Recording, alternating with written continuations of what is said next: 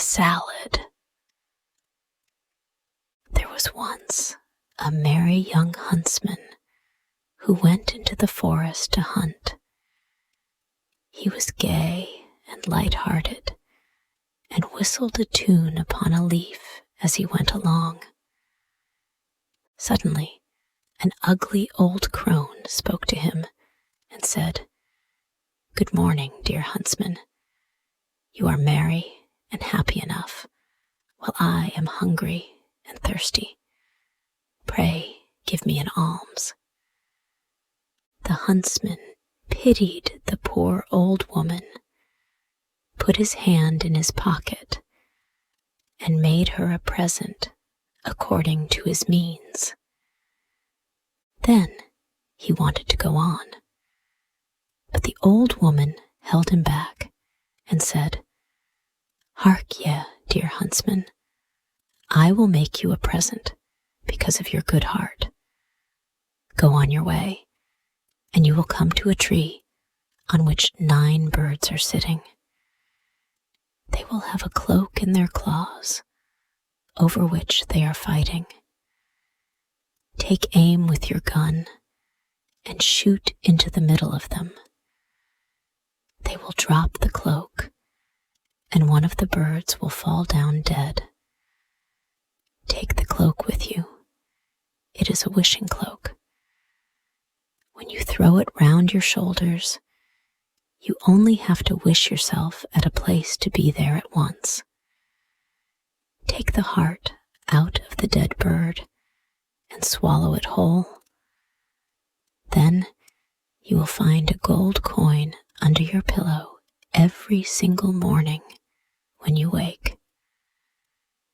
The huntsman thanked the wise woman and thought, "She promises fine things, if only they turn out as well." When he had gone about 100 paces, he heard above him, in the branches of a tree, such a chattering and screaming that he looked up. There he saw a flock of birds tearing a garment with their beaks and claws, snatching and tearing at it as if each one wanted to have it for himself. "Well," said the huntsman, "this is extraordinary. It is exactly what the old woman said." He put his gun to his shoulder, took aim, and fired right into the middle of them, making the feathers fly about. The birds took flight with a great noise, all except one, which fell down dead, and the cloak dropped at his feet. He did as the old woman had told him, cut the heart out of the bird, and swallowed it whole. Then he took the cloak home with him. When he woke in the morning, he remembered the old woman's promise and looked under his pillow to see if it was true. There, sure enough, lay the golden coin shining before him, and the next morning he found another, and the same every morning when he got up. He collected quite a heap of gold, and at last he thought, "What is the good of all my gold if I stay at home here? I will go and look about me in the world."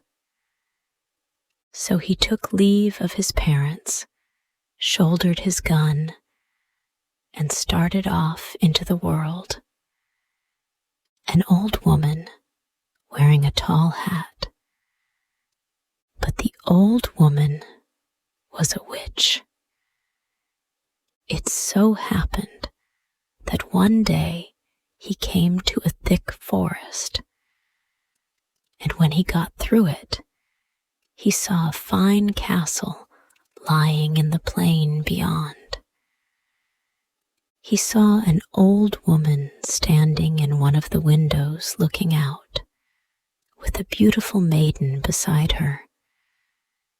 But the old woman was a witch, and she said to the maiden, "Here comes someone out of the forest. He has a wonderful treasure inside him. We must try to get it from him, my darling. It will suit us better than him. He has a bird's heart about him, and therefore he finds a gold coin every morning under his pillow when he wakes." She told the girl how he had got it, and at last said, "If you don't get it from him, it will be the worse for you." When the huntsman got nearer, he saw the maiden and said, "I have been wandering about for a long time. I will go into this castle and take a rest. I have plenty of money." But the real reason was that he had caught sight of the pretty picture at the window. He went in, and he was kindly received and hospitably treated. Before long, he was so enamored of the witch maiden that he thought of nothing else and cared for nothing but pleasing her. The old woman said to the maiden, "Now we must get the bird's heart. He will never miss it." They concocted a potion, and when it was ready, they put it into a goblet, and the maiden took it to him and said, "Now, my beloved, you must drink to me." He took the cup and drank the potion, and when he was overpowered by it, the bird's heart came out of his mouth. The maiden took it away secretly and swallowed it herself, for the old woman wanted to have it. From this time, the huntsman found no more gold under his pillow, but the coin was always under the maiden's instead, and the old woman used to fetch it away every morning. But he was so much in love that he thought of nothing but enjoying himself in the maiden's company. Then the old woman said, "We have got the bird's heart, but we must have his wishing-cloak too." The maiden said, "Let us leave him that. We have taken away his wealth." The old woman was very angry and said, "A cloak like that is a very wonderful thing, and not often to be got. Have it I must, and will." So she obeyed the witch's orders, placed herself at the window, and looked sadly out at the distant hills. The huntsman said, "Why are you so sad?" "Alas, my love," was her answer, "over there are the garnet mountains, where the precious stones are found. I long for them so much that I grow sad whenever I think of them. But who could ever get them? The birds which fly, perhaps. No mortal could ever reach them." "If that is all your trouble," said the huntsman, "I can soon lift that load from your heart." Then he drew her under his cloak, and in a moment they were both sitting on the mountain. The precious stones were glittering around them. Their hearts rejoiced at the sight of them, and they soon gathered together some of the finest and largest. Now the witch had so managed that the huntsman began to feel his eyes grow very heavy. So he said to the maiden, "We will sit down to rest a while. I am so tired, I can hardly stand." So they sat down, and he laid his head on her lap and was soon fast asleep. As soon as he was asleep, the maiden slipped the cloak from his shoulders and put it on her own, loaded herself with the precious garnets, and wished herself at home. When the huntsman had had his sleep out, he woke up and saw that his beloved had betrayed him and left him alone on the wild mountain. "Oh, what treachery there is in the world," he exclaimed as he sat down in grief and did not know what to do. Now the mountain belonged to some wild and savage giants who lived on it, and before long he saw 3 of them striding along. He quickly lay down again and pretended to be fast asleep. The first one, as he came along, stumbled against him and said, "What kind of earthworm is this?" The second said, "Tread on him and kill him." But the third said, "It isn't worth the trouble. Let him alone. He can't live here, and when he climbs higher up the mountain, the clouds will roll down and carry him off."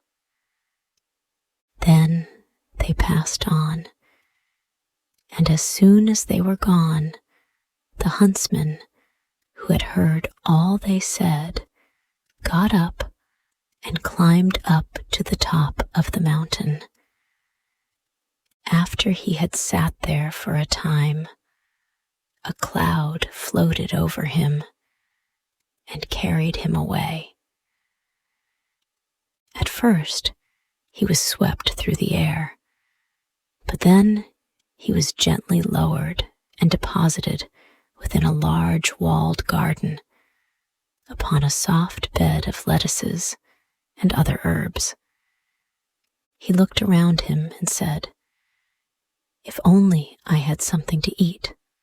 I am so hungry, and it will be difficult to get away from here. I see neither apples nor pears nor any other fruit, nothing but salad and herbs." At last, however, he thought, "At the worst, I can eat some of this salad. It does not taste very good, but it will, at least, be refreshing." He picked out a fine head of lettuce and began eating it. But he had hardly swallowed a little piece when he began to feel very odd and quite changed. He felt 4 legs growing, a big head, and 2 long ears. And he saw to his horror that he was changed into an ass. As he at the same time felt as hungry as ever, and the juicy salad was now very much to his taste, he went on eating greedily. At last he reached another kind of salad, which he had hardly tasted when he felt a new change taking place, and found himself back in his human shape. After this, he lay down and slept off his fatigue. When he woke next morning, He broke off a head of the bad salad and a head of the good, and thought, "These will help me to regain my own, and also to punish the traitors." He put the salad into his wallet, climbed over the wall, and went off to find the castle of his beloved. After wandering about for a few days, he was fortunate enough to find it. Then he stained his face and disguised himself so that his own mother would not have known him, and went to the castle to ask for shelter. "I am so tired," he said. "I cannot go any further." The witch said, "Who are you, countryman, and what do you want?" He answered, "I am a messenger from the king.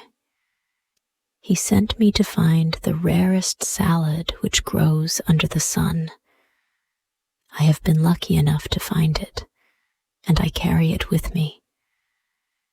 But the sun is so burning that I'm afraid the tender plant will be withered, and I don't know if I shall be able to take it any further." When the old witch heard about the rare salad, she felt a great desire to have some, and said, "Good countryman, let me try the wonderful salad." "By all means," he answered. "I have 2 heads with me, and you shall have one." So saying, he opened his sack and handed her the bad one. The witch had no suspicions, and her mouth so watered for the new dish that she went to the kitchen herself to prepare it. When it was ready, she could not wait till it was put upon the table, but put a few leaves into her mouth at once. Hardly had she swallowed them when she lost her human shape and ran out into the courtyard as an old she-ass. Then the maid came into the kitchen, saw the salad standing ready, and was about to put it on the table. But on the way, the fancy seized her to taste it, according to her usual habit, and she ate a few leaves. The power of the salad at once became apparent, because she also turned into an ass and ran out into the yard to join the old witch, while the dish of salad fell to the ground. In the meantime, the messenger was sitting with the beautiful maiden, and as no one appeared with the salad, she also was seized with a desire to taste it, and said, "I don't know what has become of the salad." But the huntsman thought, "The plant must have done its work," and said, "I will go into the kitchen and see." As soon as he got downstairs, he saw the 2 asses running about, and the salad lying on the ground. "This is all right," he said. "2 of them are done for." Then he picked up the leaves, put them on a dish, and took them to the maiden. "I am bringing the precious food to you myself," said he, "so that you may not have to wait any longer." She ate some, and like the others, was immediately changed into an ass, and ran out to them in the yard. The huntsman driving the 3 asses, he tied them all together and drove them along till he came to a mill. When the huntsman had washed his face so that the transformed creatures might know him, he went into the courtyard and said, "Now you shall be paid for your treachery." He tied them all together with a rope and drove them along till he came to a mill. He tapped at the window, and the miller put his head out and asked what he wanted. "I have 3 bad animals here," he said, "that I want to get rid of. If you will take them and feed them and treat them as I wish, I will pay you what you like to ask." "Why not?" said the miller. "How do you want them treated?" The huntsman said he wanted the old she-ass, the witch, to be well beaten 3 times a day and fed once. The younger one, which was the maid, beaten once and fed 3 times. The youngest of all, who was the beautiful maiden, was to be fed 3 times and not beaten at all. He could not find it in his heart to have her beaten. Then he went back to the castle and found everything he wanted in it. A few days later, the miller came and told him that the old ass, which was to be beaten 3 times and fed once, was dead. The other 2, he said, which are to be fed 3 times, are not dead, but they are pining away and won't last long.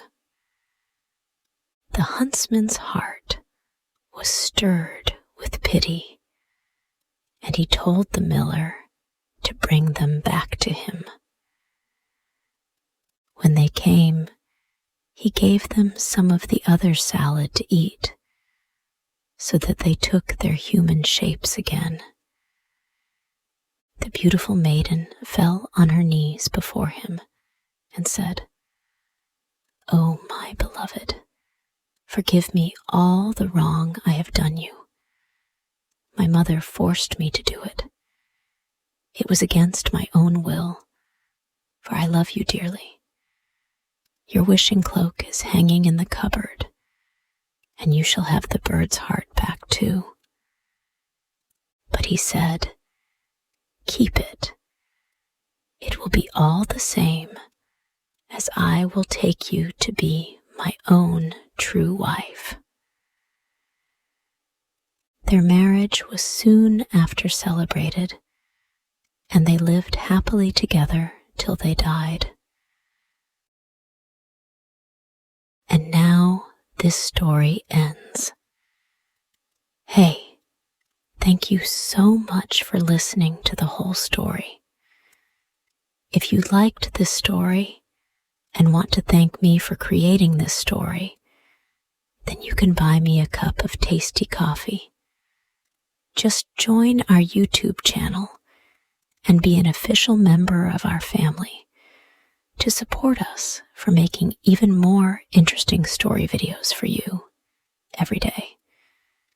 You know, it takes a lot of effort, research, and money to find and buy premium contents, and to writing, creating, editing, organizing, and publishing every single video, which could melt your hearts or could be one of the most interesting stories of all time. So, hit the like button to save this video. And most importantly, subscribe to our YouTube channel to learn English by watching super interesting English stories every day. Thank you.